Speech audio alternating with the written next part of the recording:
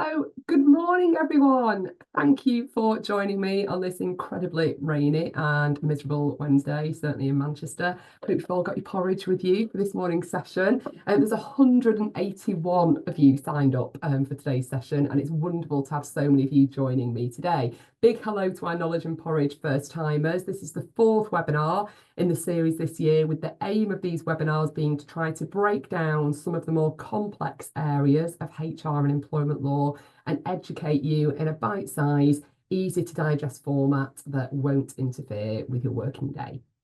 So in the next 30 minutes, I will give you clear guidance on the law on harassment and victimisation, the legal scope of the new preventative duty, and best practice on the steps employers could take to prevent and deal with harassment in the workplace. We know it's always hard to get your head around new legislation and what this actually means in practice. So I'll also use some examples to help bring to life and illustrate some of the practical steps that employers of different sizes and types can take to eliminate harassment in the workplace. The next slide. So why is everybody talking about it now? Why have you been asked maybe to sign up to this webinar?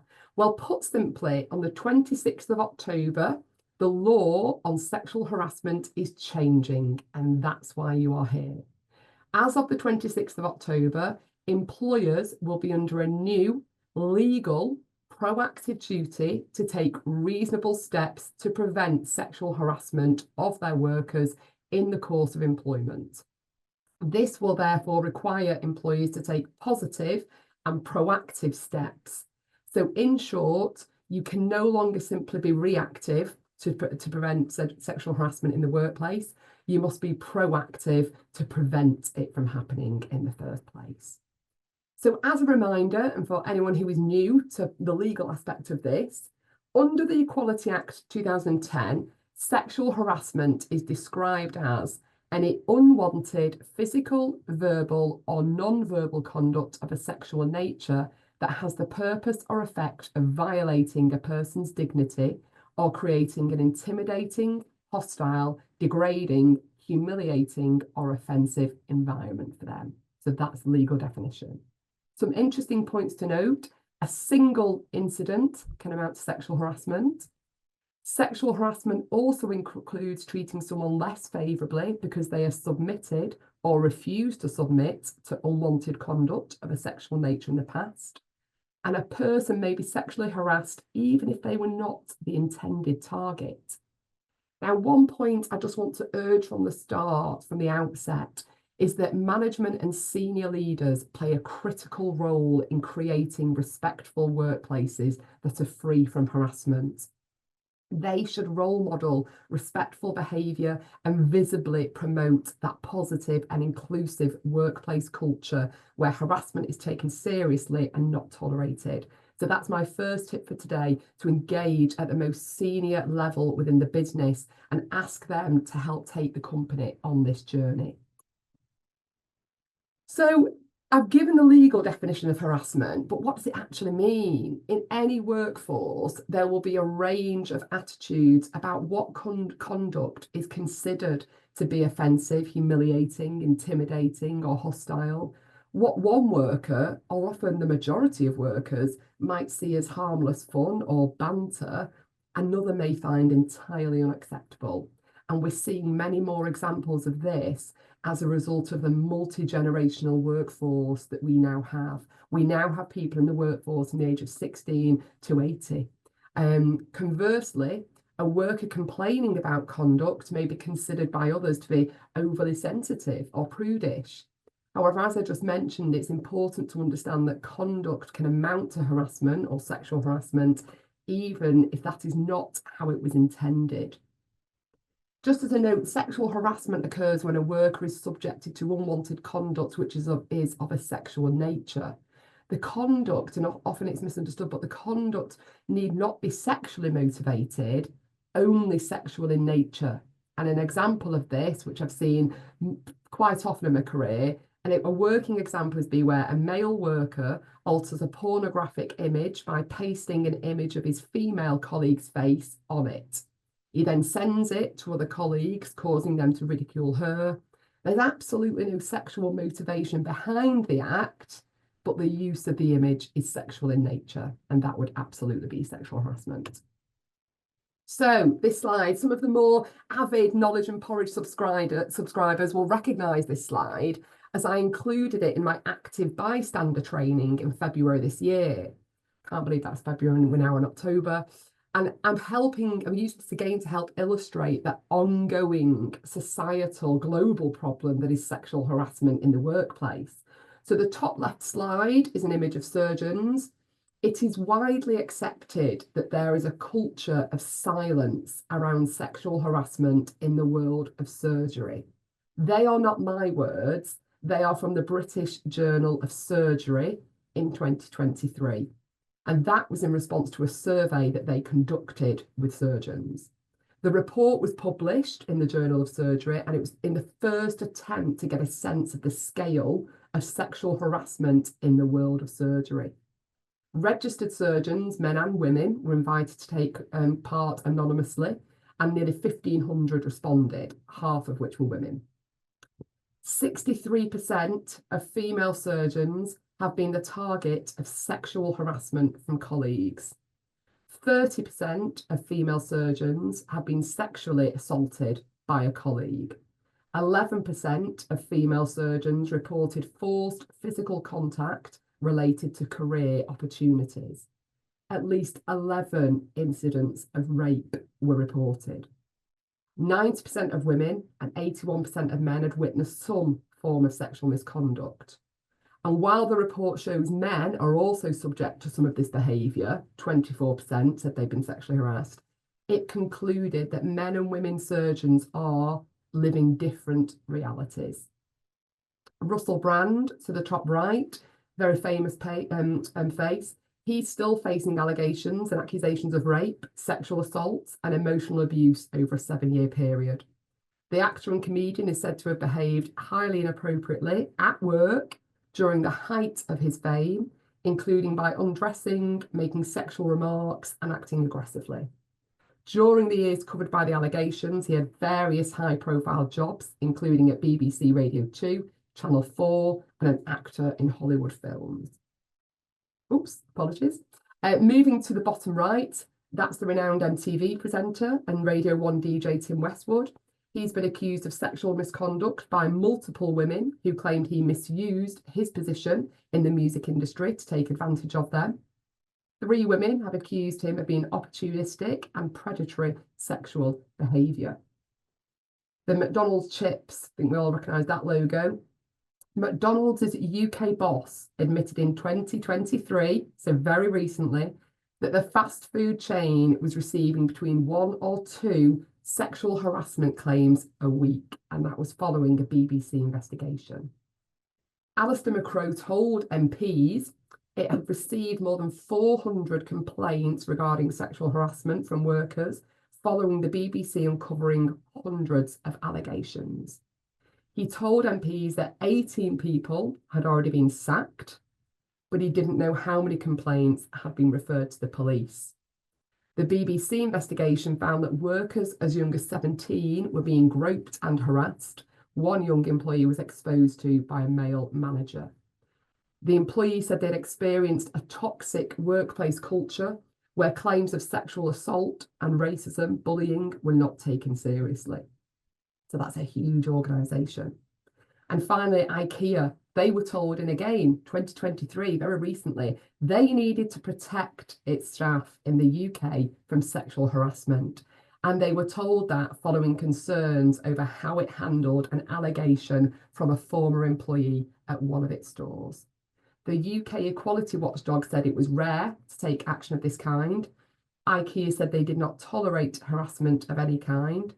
The Equality and Human Rights Commission were involved, and after being made aware of an allegation of sexual harassment, and IKEA actually signed a legal agreement with the Equality and Human Rights Commission, committing to an action plan to help prevent its staff in the UK. That's unheard of. And now, just to this side, everyone has probably heard in the last few weeks the incredible or the extreme allegations against the Harrods' former owner, Mohammed El Fayed. this is still very much an issue. A BBC investigation exposed decades of serious sexual abuse allegations in the workplace against Mohammed Al Fayed, the former owner of the luxury department store Harrods. The billionaire died last year. He's accused of multiple counts of rape, attempted rape, sexual assault, many of whom felt unable to report what had happened until very recently. Harrods, acquired by new owners, have already reached financial settlements with the majority of people who have approached them since 2023, and they said they've had new inquiries since the allegations became public. It's accepting vicarious liability for the actions of Fayed, and there are no non-disclosure agreements. So it's very interesting the way that this is now going. Harrods' current owners said they were utterly appalled by the allegations of abuse perpetrated by Al Fayed.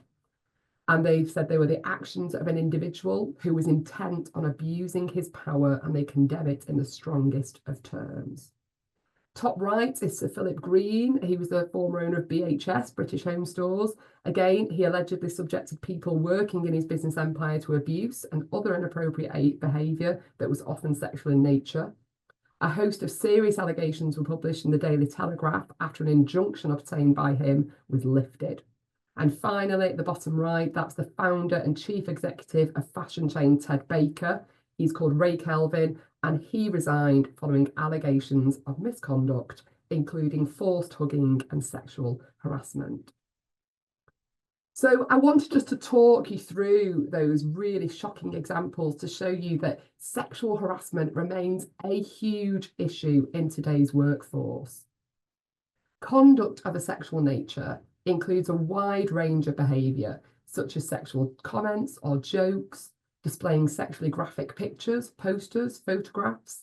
It can be suggestive looks, staring, leering, propositions, sexual advances, sexual gestures, intrusive questions about a person's private life, sex life, sexual posts or contacts on social media, spreading sexual rumours about a person, unwelcome touching, hugging, massaging, or kissing.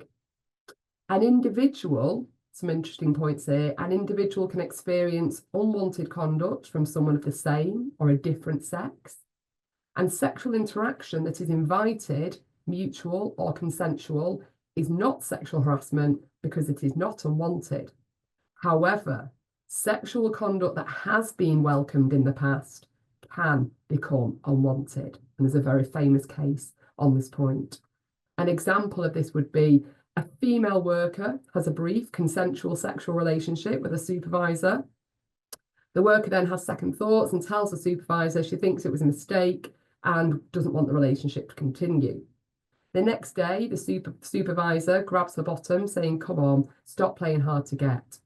Now, although the original sexual relationship was consensual, the supervisor's conduct that following day, so it could be less than 24 hours, following day the relationship ended, it's unwanted conduct of a sexual nature because she has made it clear she no longer wants it to continue. And that example is taken from a very famous case. And actually in that case, the individuals were involved in quite a long consensual relationship.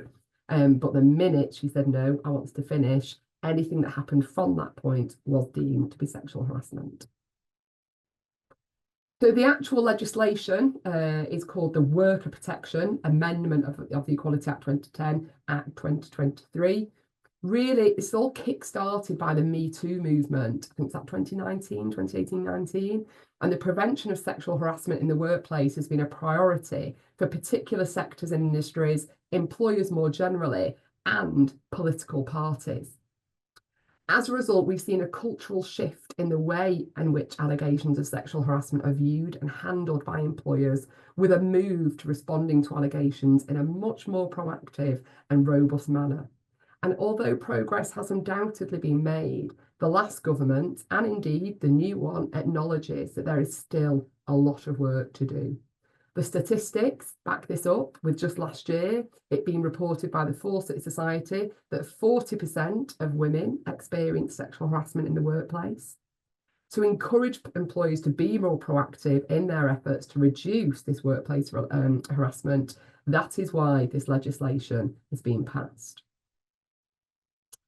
The new duty, so the Equality and Human Rights Commission, they are very, very, very closely intertwined with this legislation, and they have issued guidance that, albeit isn't legally binding, but employment tribunals are highly likely to rely on it as a key source when deciding if an employer has met the new legal duty. So the guidance was published earlier this year, and it's been updated very recently. In terms of the key points that you need to take from it, the new preventative duty is an anticipatory duty, okay? So employers should not wait until sexual harassment happens before acting. The theory behind it is that the duty is designed to transform workplace cultures by requiring employees to take positive and proactive, reasonable steps to prevent sexual harassment of their workers. The reference to culture change is new and emphasises how seriously this is being taken and how seriously the Human Rights Commission expects employers to take this change in law. The new duty to take reasonable steps to prevent sexual harassment covers harassment from customers, clients, and other third parties.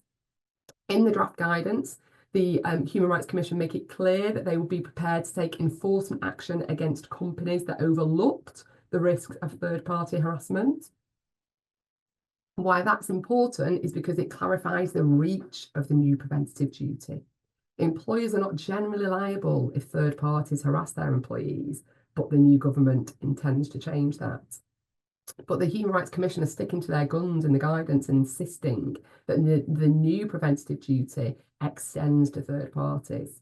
The guidance does acknowledge, though, that a worker cannot bring a standalone claim against their employer for third-party harassment. A huge point from the guidance, and this is absolutely something you all need to do, you are going to be expected to carry out a risk assessment. In the final guidance, they firmed up the stance on the issue, now saying that an employer is unlikely to be able to comply with the preventative duty unless they carry out a risk assessment. So please, please, please, that's your first piece of homework when you leave today. You need to look at drafting a risk assessment. The Human Rights Commission has given more examples of factors that may increase the risk of sexual harassment, such as work-related travel, socialising, the existence of zero-hours contracts, and interestingly, working from home. The guidance emphasises that all employers must take action and no employer is exempt from the sexual harassment preventative duty. Reasonable steps. What on earth does reasonable steps look like? What do we need to be doing? Well, the guidance sets out an extensive range of measures that employers, companies could take to prevent the sexual harassment. Most of them are not actually new. They come from earlier guidance published in January 2020, but you may recall in 2020 something else happened, and I think COVID probably pushed all of this into the background. To help simplify things, though, the Human Rights Commission have published an 8-step guide, and in summary, what it says is that 1, you need to develop an active and effective anti-harassment policy. So we need to go back to our staff handbook and look at that policy. We need to engage staff. We need to take them on this journey. We need to assess and take steps to reduce the risk in the workplace. The guidance says you need to set up reporting procedures. You need to roll out training. You need to deal with complaints. You cannot be tone deaf to any complaints. You also need to address harassment by third parties, and you need to monitor and evaluate actions. Now, I'm going to take you through 2 working examples now to help illustrate what the law means in practice, the new law, and what is really clear from these examples is that you need to take a whole range of operational measures over and above simply having policies in a staff handbook in place. So let's look at the examples. And these examples are from the Human Rights Commission, so we know that they are really good, really thorough, and it's really good advice because it's been endorsed by the Equality and Human Rights Commission. So example 1, we've got a large firm in the construction industry, and it's considering what steps it can take to comply with the preventative duty. A senior HR manager is tasked with carrying out a risk assessment and identifies a number of risks in the business, including It is a male-dominated workforce with 80% of senior management roles being occupied by men. That is a red flag on your risk assessment. A culture of crude banter at some client construction sites. Again, red flag. Regular worker interaction with third-party contractors. Sometimes workers still attend client sites alone. A recent anonymous staff survey revealing that female workers do not feel confident raising concerns about sexual harassment as they do not believe they will be taken seriously. So that's identifying a real culture element there. Overall, the manager considers there is a high risk of sexual harassment within the business and urgent action needs to be taken to address this. So recommendations. So as I'm reading these through, think about for your company, for your organisation, your sector, what you could implement. So they decide they need to set up specific training for managers to ensure they understand what sexual harassment is and that all reports, formal and informal, must be taken seriously, documented, and appropriate action taken. I always say to my clients, there's no such thing as a confidential conversation when it's with a HR manager. This training includes educating managers on the firm's policies, procedures, and where to get support. Identifying 3 senior leaders to engage directly with a women's network in the company to discuss sexual harassment within the organisation. Publicly speaking to staff about how sexual harassment will not be tolerated. Setting up a senior management development programme for women to try and encourage women to support women to enter senior leadership positions. Running regular refresher training for all staff with particular emphasis on inclusion, respectful behaviour, and the importance of staff reporting any sexual harassment they witness. And also sending a formal letter to all clients and contractors to advise of the firm's refreshed stance on tackling sexual harassment and that it will not be tolerated. Other ideas include instructing managers who manage the firm's relationships to arrange in-person meetings to discuss the firm's approach and ensure the relevant protocols, responsibilities, reporting mechanisms are established for sexual harassment involving third parties. Instructing managers to discuss any initial client site visits with female staff to establish they feel safe and comfortable attending alone. Setting up anonymous reporting channels for sexual harassment to try and encourage staff to speak up if they are fearful of identifying themselves. And you particularly see that when it's someone incredibly senior who is actually the perpetrator. Setting up a new data protection compliant evidence hub for managers to record details of all reported incidents and evidence of sexual harassment. Making a commitment to review the evidence in that data hub every 6 months to identify any trends. Making a commitment to refresh the staff survey every 6 months for the next 18 months to evaluate whether actions taken are effective. And making a further commitment to discuss the trends and the results of the staff surveys with any established women's network. So in that example, the firm, given all of those steps, they will be very likely to have taken the reasonable steps that the law now requires to prevent sexual harassment of its workers, okay? It will depend on the different factors explained, and it will depend on the size and resources of the employer, of course. Clearly, in this example, it's a very large company and they have the resources there. But even the small companies, they do need to be proactive and certainly be dealing with risk assessments to assess the risk. Going now to the second example, and this is a really, really personal one, given what I talked about on one of the first slides about the world of surgery and the issues there. So in this example, a hospital has committed to the eradication of sexual harassment in the workplace. It's updated and promoted its anti-harassment policies and procedures, and the management have received training on handling complaints. A junior nurse mentions to a ward manager that a senior consultant keeps asking her out and frequently making sexually suggestive jokes and comments to her. The consultant is respected worldwide for being a leading expert in his field, and complex patients from across the country are sent to his hospital to receive treatment for care. The ward manager does not take any action on the conversation. The nurse had explained she tries to engage with the banter and doesn't want to complain. A few months later, the ward manager sees a female student doctor crying in the toilets, being comforted by a nurse, and later that day asks what happened. The nurse said the senior consultant made sexual advances towards a student. She declined, but now the consultant is being rude and dismissive towards her and not allowing her as many training opportunities. This is now turned from harassment to victimisation as well. The ward manager has a confidential discussion with another doctor on the ward about the senior consultant's behaviour. The doctor says he's aware the consultant flirts with staff, but he advises there's nothing that can be done because they're so powerful in the organisation and no action would ever be taken against him. A few weeks later, the junior doctor tells the ward manager she wants to make a complaint. She says the consultant keeps singling her out, asking her out, and has touched her inappropriately, and she's now worried about being alone with him. The ward manager said the junior doctor can make a complaint if she wishes, but there's probably no point because the consultant is so powerful for any action to be taken against them.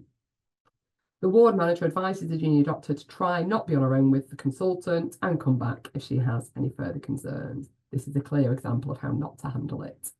The junior doctor decides to raise concerns with HR, and the HR manager is very concerned. Thank goodness it's finally got to HR. The HR manager is very concerned about the sexual harassment and speaks to the ward manager, who mentions that other potential instances of sexual harassment that have arisen. So the HR manager raises these concerns at a confidential meeting with hospital management, and rightly so. In terms of what should be done then, so taking action to protect staff from the possible risk they may be sexually harassed by the senior consultant. Such action could involve their suspension, exclusion from work or from certain duties, or alternative action, such as they can never be on their own with the junior staff members. Any action taken must be compliant with the hospital's policies, procedures. They also need to consider, in accordance with the relevant hospital procedures, whether the senior consultant needs to be referred to their medical regulator. Remember, this is a regulated profession, so do they need to make a referral to the General Medical Council? A recommendation would also be that they need to investigate the allegations of sexual harassment and take appropriate action in line with policies and procedures. They need to reflect with the ward manager on their failure to take action and follow the policies and procedures when concerns of harassment were raised. They decide it's agreed with the ward manager they need to receive refresher training on handling complaints and their obligations under the hospital's policies, including a reminder of where they can access support. They also need to consider and implement appropriate support for all staff involved. They clearly need to review the effectiveness of their policies, procedures, training, and implementing any changes they consider necessary. They need to make a commitment to deliver further targeted training and action for senior staff and management when appropriate, to further promote a culture that does not tolerate inappropriate sexual behaviour. They also need to establish a regular staff climate survey to review staff experiences and identify what further steps could be taken. Clearly, in this hospital, they need to create a log to record all reported incidents of sexual harassment, again, formal and informal, and commit to regularly review this log to identify trends and concerns. So again, when going back to your business today and thinking about those examples, what can you do for your business? I would say start at the beginning. Find out how much of a problem sexual harassment is in your business. Ask staff questions about their experience. Have they been sexually harassed by staff or third parties? How often does it happen? Have they reported it? And if not, why not? Once you've got that information, find out if particular members of staff are being targeted. Do they have common characteristics such as race, sex, age? You then need to focus on your training on those issues to begin with. Introduce a system so that staff can quickly and easily report and record incidents, okay? It will need to be made known to staff to be seen as safe, so there's no potential retaliation. Make sure that line managers, the senior leadership team, know how to deal with a complaint appropriately. And if they witness sexual harassment, they can confidently be an active bystander and step in to address it. Put in place a system to support staff who have been subjected to sexual harassment. Decide how you're going to educate your staff about sexual harassment. Who's going to deliver the training? Pick the right person so it lands well.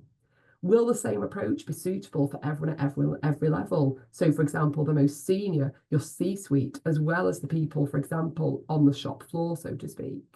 You may need to bring in professionals to cover some aspects of it.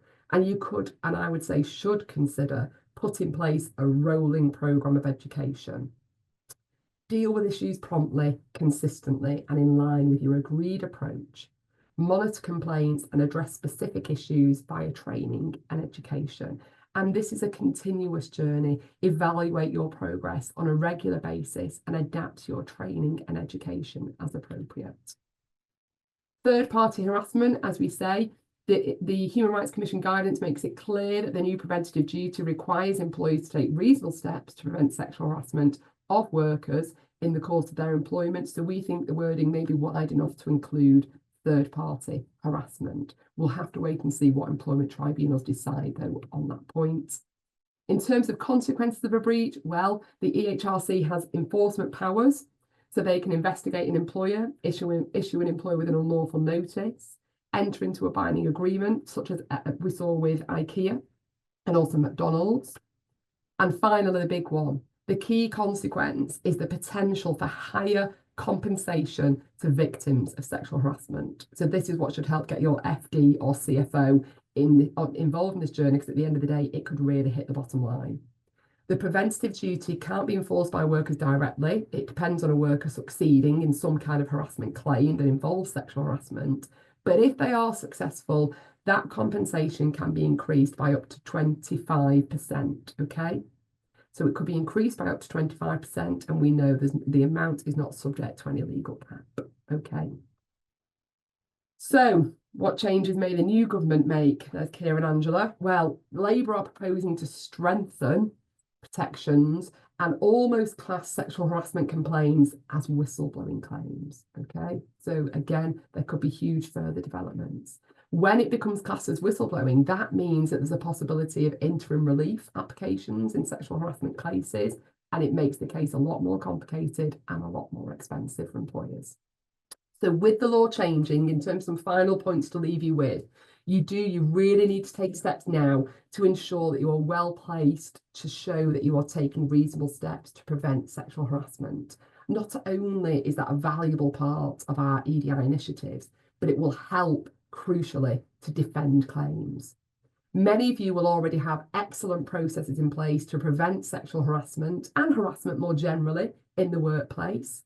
When the new duty comes into force, though, in a few weeks, you need to be able to show that you have taken reasonable steps and you have reasonable steps in place to combat sexual harassment.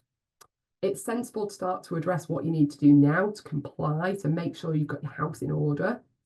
In terms of the immediate steps to consider and go back to the business with, 1, carry out a risk assessment in the same way as you would for any other workplace risk. So the prevention of sexual harassment may not be an area which you currently risk assess, it probably won't be, but your framework for assessing other risks, so the clearest example being health and safety risks, that should help you in doing this. But your risk assessment, again, needs to be then regularly reviewed and updated, certainly I would say on a yearly basis. In that risk assessment, you consider the risks of sexual harassment occurring in the course of employment. So think about the construction example that I just talked about. Do you have a hugely male-dominated workforce? Do people work alone, perhaps in isolation with just 1 or 2 people? Do you have social events with alcohol involved? Do people go and stay away on work trips in hotels? So make sure you consider in your risk assessment and tailor. It must be tailored to your business for it to be effective, okay? It's important to remember what's reasonable will vary from employer to employer, depending on the size, nature of your organisation and the resources available. But we do encourage all businesses need to look at this.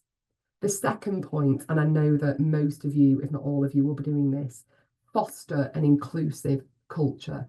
We know prevention is always better than cure. So fostering that inclusive culture is the best preventative measure an employer can take. Creating that climate of respect and inclusion within the workforce with a clear zero tolerance approach to harassment. It's crucial to combating that risk then of unacceptable conduct. There's so many ways as well that you can do that and achieve cultural change. As I said at the start, though, one of the most important is visible senior level buy-in. That is key to success. So a clear commitment right from the top of the organisation to creating and maintaining that respectful workplace culture. Ensure that your existing policies, including recruitment processes, covering harassment and sexual harassment are effective, easy to access, and regularly reviewed. Encourage staff to be involved in developing policies as well. Encourage people at your employee voice committees to speak out, to feel safe to speak out. Have an excellent communications plan to support your approach and ensure that your stance against harassment is visible to staff and third parties, okay? Physical signage in the workplaces, that's excellent for third parties to make it clear that you have an absolute zero tolerance approach to sexual harassment. Ensure your induction program your induction program for new recruits clearly sets out and reinforces your expectations of culture and behaviour, and then on a regular basis, run out training to continually educate your staff, and particularly about sexual harassment. Consider also that your approach with third parties, so continually remind them that you have this zero tolerance culture. Third point, have an effective complaints handling process. We saw in the hospital example how woeful that reporting procedure was. You need to create a culture that's visibly, incredibly anti-harassment, and all complaints of harassment are handled and investigated appropriately. Make it clear and put in place clear reporting processes for sexual harassment. Make sure your people understand how to raise a complaint, and if they receive a complaint, what they then need to do. You need to really encourage a speak up culture, okay? Some organisations we've seen offer the opportunity to report anonymously via an app, and they've reported back that they think staff find that much easier and less intimidating. So tech can help you here. Ensure any red flags are investigated appropriately, and those will be identified on your risk assessment, okay? And finally, I would say monitor and evaluate your progress. It's sensible both culturally and with an eye to demonstrating adherence to the new duty to ensure that any measures you put in place are monitored and reviewed on a regular basis. And you need to do that to demonstrate effectiveness and ongoing compliance with the new duty to take reasonable steps, okay? So I appreciate that was a whistle-stop tour through a new huge change in legislation. But hopefully you've got some top tips now and things you can think about, what you need to go back and do today. The main one, you must have a risk assessment in place, and it must be tailored to your company. If anybody has any questions, you want to pick my brains after this, then by all means do get in touch. But thank you very, very much for attending today, and I look forward to seeing you at the next Porridge session.